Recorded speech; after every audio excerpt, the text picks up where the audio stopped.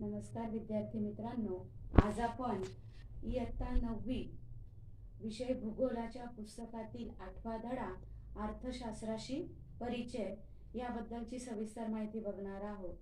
यामध्ये अर्थशास्त्र म्हणजे काय, अर्थशास्त्राचा जन्म कसा झाला, शोध कोणी लावला आणि अर्थशास्त्राचे प्रकार, फरक आणि जागतिकीकरण याबद्दलची माहिती या धड्यामध्ये बघणार आहोत. मुलांनो, पाठाच्या सुरुवातीला एका कुटुंबाच्या महिन्याच्या सुरुवातीच्या नोंदी दाखविल्या आहेत. हे कदाचित हे कुटुंब तुमचंही असू शकतं. यामध्ये एकूण महिन्याचा खर्च आणि उत्पन्न आणि खर्च याचा ताळमेळ लावलेला आहे. त्यामध्ये तपशील दिलेला आहे. पहिला आहे रोजचा आहार 6,000, पोषकाचे 2 संच विकत घेणे 2,000, शालेय साहित्य विकत घेणे 500, वैद्यकीय खर्च 450, मनोरंजन 500, मोबाईल देयकर 1,000, फळे भाजी इत्यादी विकत घेणे 1,000, सार्वजनिक प्रवास खर्च 2,600, वीज देयक 1,500, पर्यटन 4,000 आणि बँकेचा हप्ता 3,000. हा सगळा मिळून महिन्याचा खर्च होतो 22,550. तर समजा तुमचा या महिन्याचा खर्च वरील प्रमाणे आहे आणि मासिक उत्पन्न 20,000च आहे. तर तुमचं उत्पन्न होणारा खर्च याचा ताळमेळ बसवण्यासाठी तुम्ही या महिन्यात वरीलपैकी कोणत्या बाबींना प्राधान्य द्याल ते ठरवा. तर वरीलपैकी सगळ्यात पहिला जो आपण प्राधान्य देऊ, दैनंदिन जीवनात रोजचा लागणारा जो आहार आहे, रोजचा आहार, त्याच्यानंतर फळे भाजी, त्याच्यानंतर शालेय साहित्य विकत घेणे, त्यानंतर वैद्यकीय खर्च, त्याच्यानंतर पोषकाचे 2 संच विकत घेणे, वीज देयक आणि सार्वजनिक प्रवास खर्च, बस, रेल्वे, रिक्षा, आपल्याला ऑफिसला शाळेत जायला या उपयोगी असतो प्रवास खर्च, आणि बँकेचा हप्ता. तर यात आपण पर्यटन, मनोरंजन आणि मोबाईल देयक हे खर्च जर कमी केले तर आपल्याला मिळणारा महिन्याचा जो काही पगार आहे त्यात आपण उत्पन्न आहे त्यात आपण आपला मासिक महिन्याचा खर्च आहे हा याचा ताळमेळ आपल्याला बसवता येईल. त्यानंतर भौगोलिक स्पष्टीकरण. वरील कृतीच्या चर्चेतून तुमच्या असे लक्षात येईल की व्यक्तिगत किंवा कौटुंबिक व्यवस्थापन हे मुख्यतः उत्पन्न व खर्च म्हणजेच आर्थिक घटकाशी संबंधित असते आणि यातूनच अर्थशास्त्राचा जन्म झालाय. अर्थशास्त्र ही संज्ञा ओइकोनोमिया या ग्रीक शब्दापासून बनलेली आहे. याचा अर्थ कौटुंबिक व्यवस्थापन असा आहे. कौटुंबिक व्यवस्थापन व अर्थशास्त्र यात बरेचसे साम्य आहे. वेळ, पैसा, श्रम, भूमी व साधने याचा प्रभावीपणे वापर कसा करायचा हे अर्थशास्त्रज्ञामुळे समजतं.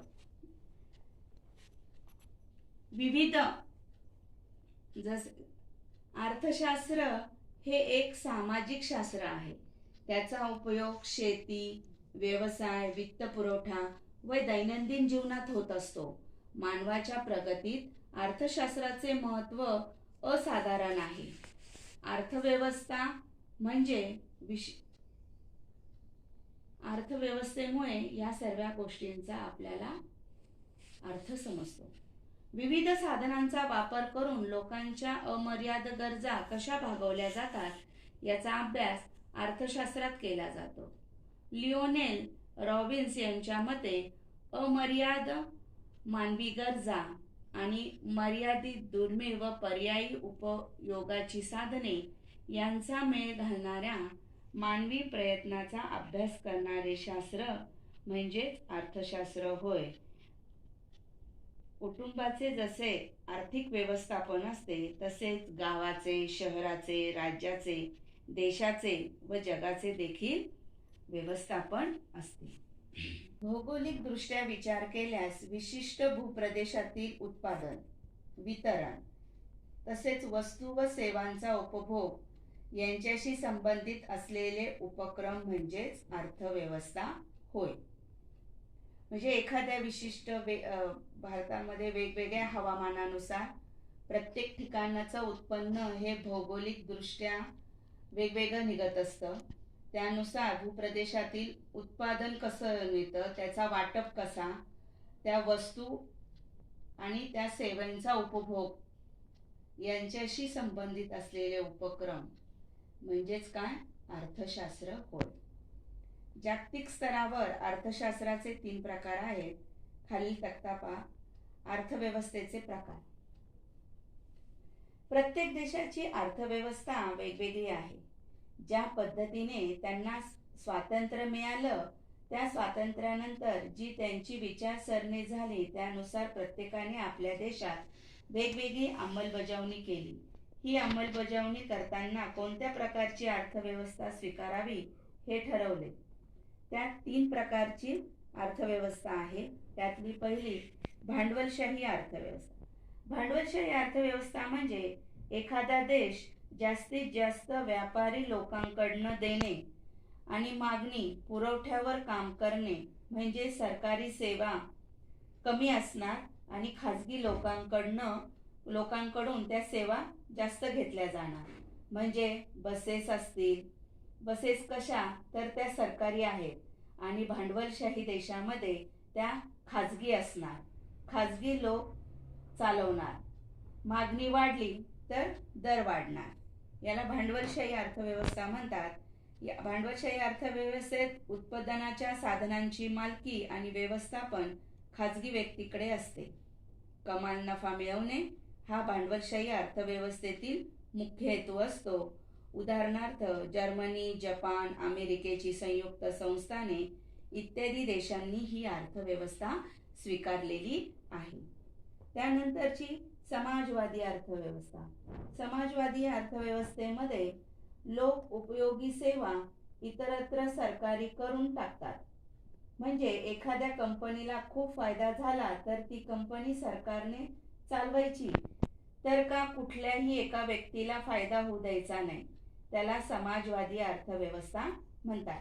उदाहरणार्थ कारखाने, मोबाईल, बूट, लॅपटॉप, पेन या सर्व गोष्टींना सरकार उत्पादन करणार आणि जे देश आहेत असे करतात त्यांना समाजवादी अर्थव्यवस्था असे म्हणतात.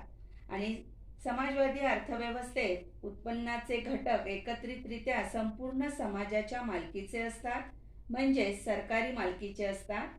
सामाजिक कल्याण साधने हा समाजवादी अर्थव्यवस्थेचा मुख्य हेतू असतो. आणि उदाहरणार्थ चीन, रशिया इत्यादी देशांनी ही अर्थव्यवस्था स्वीकारलेली आहे. मिश्र अर्थव्यवस्था यामध्ये भांडवलशाही व समाजवादी यांचे मिलन आहे. काही कारखाने खाजगी तत्वावर द्यायचे तर व काही सरकारी तत्वावर. आपल्या भारतात असेच केले जाते. खाजगी कारखाने आहेत ते खाजगी कारखाने हे खाजगी आहेत आणि साखर कारखाने हे सरकारी तत्वावर आहेत. तर या व्यवस्थेत सार्वजनिक व खाजगी क्षेत्रांचे सह अस्तित्व असते. या अर्थव्यवस्थेत नफा व सामाजिक कल्याण यांचा योग्य सहसंबंध राखला जातो. उदाहरणार्थ भारत, स्वीडन, युनायटेड किंगडम इत्यादी देशांनी ही अर्थव्यवस्था स्वीकारलेली आहे. यानंतर अर्थव्यवस्थेचे आपण वैशिष्ट्य बघूया. अर्थव्यवस्था म्हणजे विशिष्ट भूप्रदेशातील लोकसमुदाय उपलब्ध असलेल्या नैसर्गिक साधन सामुग्रीचा उपयोगाद्वारे वस्तू व सेवांचे उत्पादन व उपभोगाशी संबंधित उपक्रमाची संच होय. आता इथे याच्यात बघा, सुनिश्चित सीमा असलेला भूप्रदेश आहे. या भूप्रदेशात वास्तव्य करणारे व विविध उपक्रम हाती घेणारा लोकसमुदाय आहे. म्हणजेच लोकसंख्या दिसते आपल्याला. अधिक उपक्रमाशी आवश्यक असलेली नैसर्गिक साधन संपत्ती आहे. भूप्रदेशातील सर्वोच्च सत्ता म्हणजे राजकीय सार्वभौमत्व हे आपल्या आर्थिक व्यवस्थेचे प्रमुख वैशिष्ट्य आहे आणि आर्थिक उपक्रमाचे आपल्याला इथं दिसतात ते प्राथमिक, द्वितीयक आणि तृतीयक व्यवसायात विभाजन झालेले दिसत आहे. हे अर्थव्यवस्थेचे प्रमुख वैशिष्ट्य आहे. हे नेहमी लक्षात ठेवा. अर्थशास्त्र हा महत्त्वपूर्ण सामाजिक विषय आहे. विविध व्यवसाय, वित्तपुरवठा, प्रशासन, कायदा तसेच आपल्या दैनंदिन कार्यक्षेत्रात अर्थशास्त्राचा मोठ्या प्रमाणात उपयोग केला जातो. मानवाच्या सामाजिक प्रगतीमध्ये अर्थशास्त्राचे महत्त्व अनन्यसाधारण आहे. माहीत आहे का तुम्हाला, ॲडम स्मिथ यांना अर्थशास्त्राचे जनक मानले जाते. त्यांच्या राष्ट्राची संपत्ती या 1776 साली प्रकाशित झालेल्या ग्रंथात त्यांनी अर्थशास्त्र हे संपत्तीचे शास्त्र आहे अशी व्याख्या केलेली आहे. अर्थव्यवस्थेचे जागतिकीकरण. सध्याची आर्थिक धोरणे ही अर्थव्यवस्थेला जागतिकीकरणाकडे घेऊन जात आहे. जागतिकीकरण म्हणजे वैश्विक अर्थव्यवस्थेची निर्मितीच होय. वैश्विक अर्थव्यवस्था ही अशी सीमारहित अर्थव्यवस्था असते की जेथे नैसर्गिक साधन संपत्ती, नफा, सेवा, भांडवल, श्रम आणि तंत्रज्ञानाचा प्रवाह मुक्तपणे देशाच्या सीमापार जात असतो. जागतिकीकरण म्हणजे देशाच्या अर्थव्यवस्थेला जागतिक अर्थव्यवस्थेशी एकरूप करणे होय. यामध्ये मुक्त व्यापार असतो व गुंतवणुकीवरील सर्व बंधने काढून टाकली जातात. अर्थव्यवस्थेची कार्य. प्रत्येक देशाची अर्थव्यवस्था वेगळी असते, तरीही प्रत्येक अर्थव्यवस्थेची प्रमुख कार्य ठरलेली असतात. अर्थव्यवस्थेची काही कार्य पुढील प्रमाणे. 1. कोणत्या वस्तूचे किती उत्पादन करायचे याचा निर्णय घेणे. उत्पादन खर्चात जास्तीत जास्त काटकसर करणे. राष्ट्रीय उत्पन्नाचे सामाजिक व आर्थिक न्यायानुसार वाटप करणे. भविष्य काळातील आर्थिक गरजा भागवण्यासाठी योग्य ती तरतूद करून ठेवणे आणि उत्पादन कोणासाठी करावं याबाबत निर्णय घेणे. अशा प्रकारे अमर्याद गरजा व मर्यादित साधने याचा मेळ घालण्याचा प्रयत्न अर्थव्यवस्थेत केला जातो. आपला धडा संपलेला आहे.